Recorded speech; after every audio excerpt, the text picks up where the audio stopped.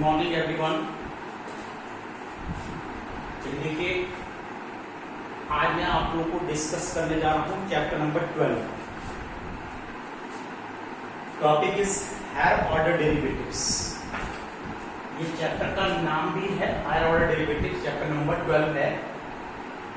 तो यहां पर देखिए, लेकिन इस हायर ऑर्डर डेरिवेटिव को डिस्कस करने से पहले मैंने यहाँ पर एक क्वेश्चन लिया है जो कि आपकी लास्ट एक्सरसाइज का है, 11.8 से है, 11 चैप्टर से। इस टॉपिक को मैं डिस्कस करने के बाद हायर ऑर्डर डेरिवेटिव्स पर आता हूं। चलिए डियर स्टूडेंट्स, देखिए एक चीज मैं आपको थोड़ा सा क्लियर करना चाहता हूं। ये 4 क्वाड्रेंट्स हैं, फर्स्ट, सेकेंड, थर्ड, फोर्थ।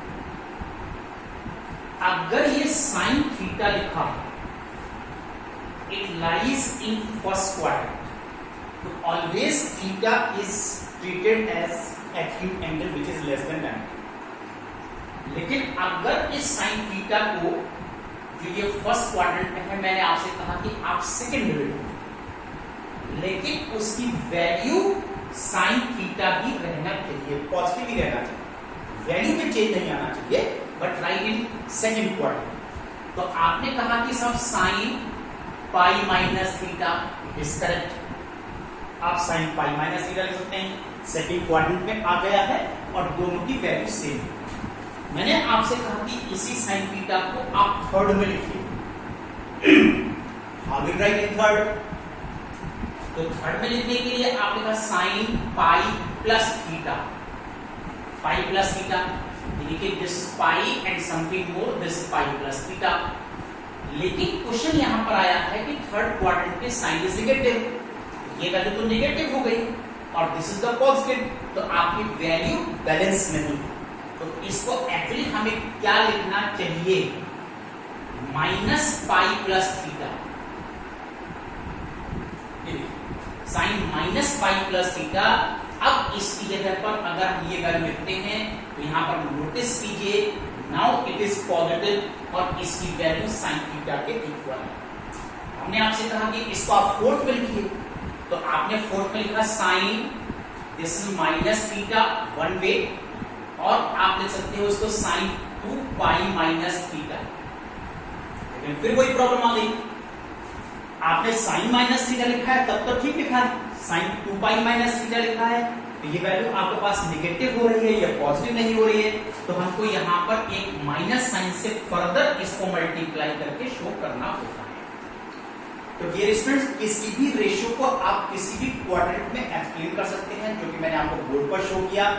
इसी से रिलेटेड मैंने ये क्वेश्चन लिया है, आप इस क्वेश्चन को देखिए कैसे आपको इस क्वेश्चन को सॉल्व करना है।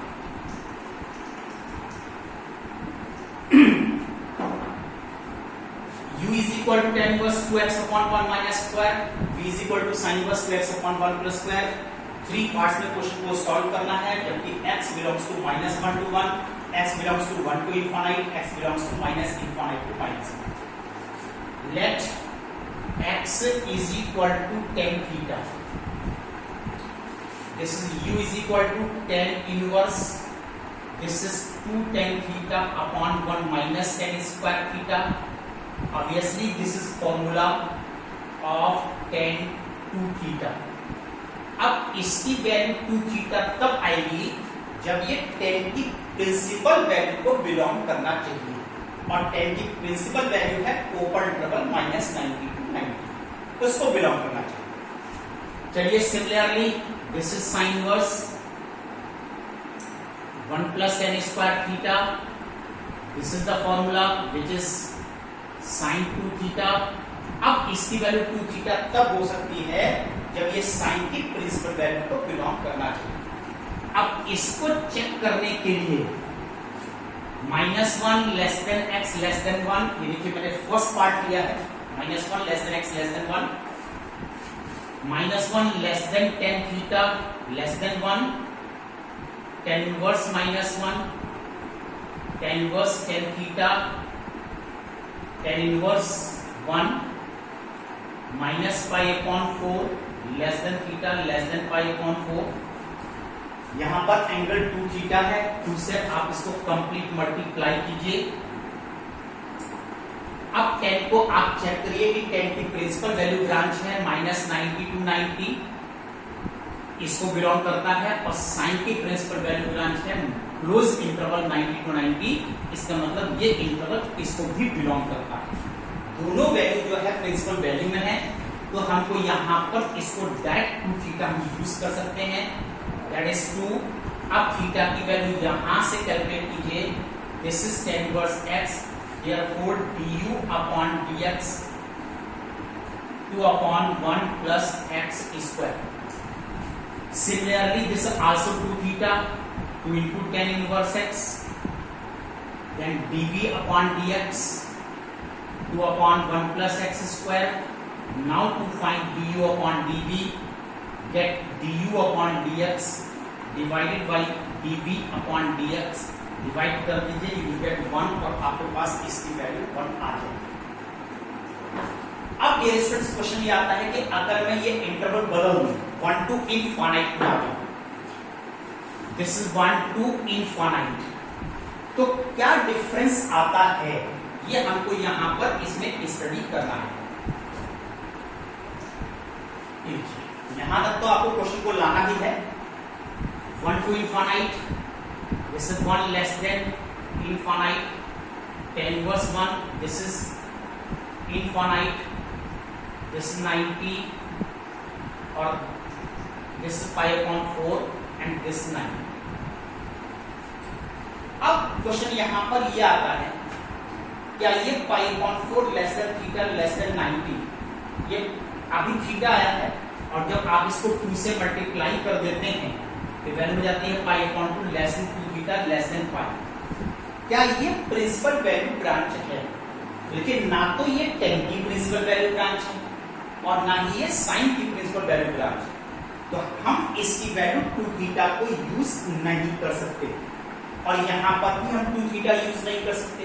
तो एक्चुअली हमें क्या करना चाहिए, लेकिन हम यहां पर इसको लिखने जा रहे हैं सेकंड क्वाड्रेंट में, और सेकंड क्वाड्रेंट में tan नेगेटिव होता है, इसलिए लिखा जाएगा -pi - 2 थीटा।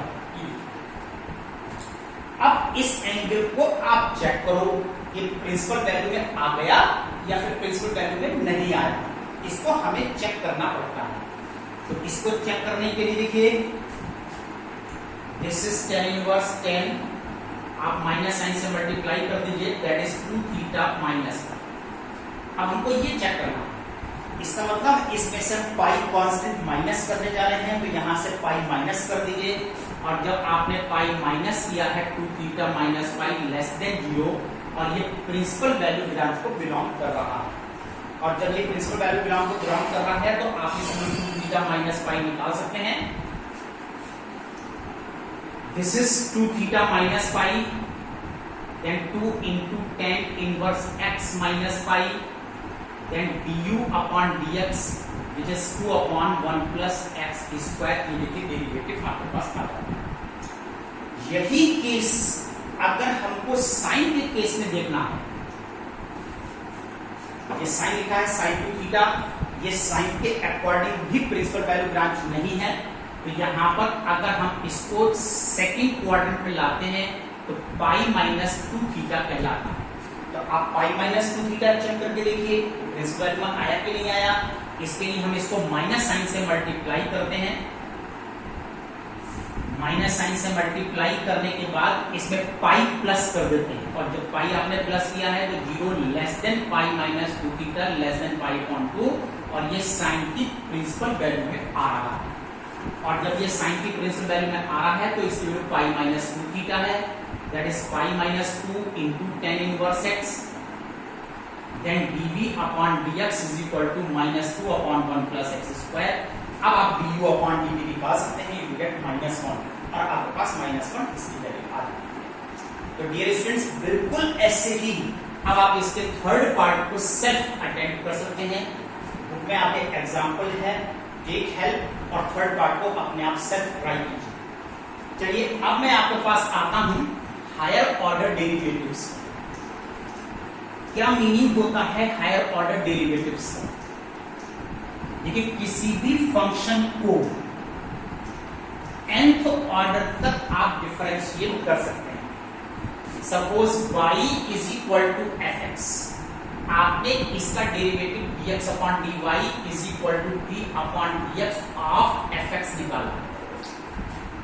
इसके सिंबल में f डैश x भी आप यूज कर सकते हैं, इसके सिंबल में capital D of F x भी आप यूज कर सकते हैं, राइट। इसके सिंबल में यहां पर देखिए dy अपॉन dx को हम y1 भी लिख सकते हैं, इसी को y डैश।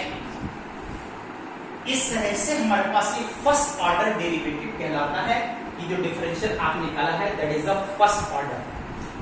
अब अगर इसी डेरिवेटिव को again we are going to find derivative, देखिए मैं इस स्टेप के बाद इसका फिर से डेरिवेटिव करने जा रहा हूं, d upon dx of f dash x। तो सेकेंड ऑर्डर डेरिवेटिव, तो देखिए डियर स्टूडेंट्स मैं आपको बता रहा था सेकेंड ऑर्डर डेरिवेटिव, ये फर्स्ट ऑर्डर डेरिवेटिव निकालने के बाद अगर आप इसको अगेन डिफरेंशिएट कर देते हैं, ये फर्स्ट ऑर्डर डेरिवेटिव का सिंबल है और सेकेंड ऑर्डर डेरिवेटिव है d2y upon dx2, second order, और ये वैल्यू हो जाती है f डबल डैश x। आपने कहा सब again we are going to differentiate it. मैंने आपसे बोला कि आप इसको nth ऑर्डर तक डिफरेंशिएट कर सकते हैं। अगर आप फिर से डिफरेंशिएट कर रहे हैं, इस सिंबल हो जाता है d3y अपॉन dx3 और this is f triple dash x। ये सारे सिंबल हैं। This is first order derivative, second order derivative and this is third order derivative. किस तरह से आप यहां पर सिंबल लिखते हैं और कैसे रिकॉल किया जाता है, d2y upon dx2, d3y upon dx3, 3 बोला जाता है रिप्रेजेंट्स थर्ड ऑर्डर डेरिवेटिव। चलिए अब हम इस पर आप लोगों को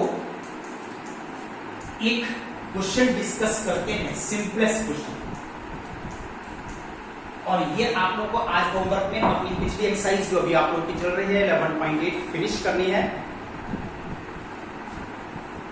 y is equal to sin inverse x, show that d2y upon dx2 is equal to x upon 1 minus x square whole raised to the power 3।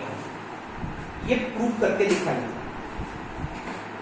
देखिए dear students, dy upon dx आप लोग को सबको पता है 1 upon square root of 1 minus x, लेकिन ये तो फर्स्ट ऑर्डर है, हमको चाहिए d2y upon dx2, again differentiate it.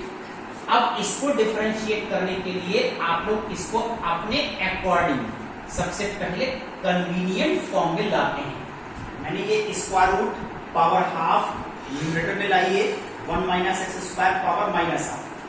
Now again derivative d upon dx of dy upon dx। Now this is also d upon dx of 1 minus x square whole raised to the power minus half। ये symbol हो गया d2y upon dx2, here it is minus half 1 minus x square minus half minus 1 and d upon dx of 1 minus x square further।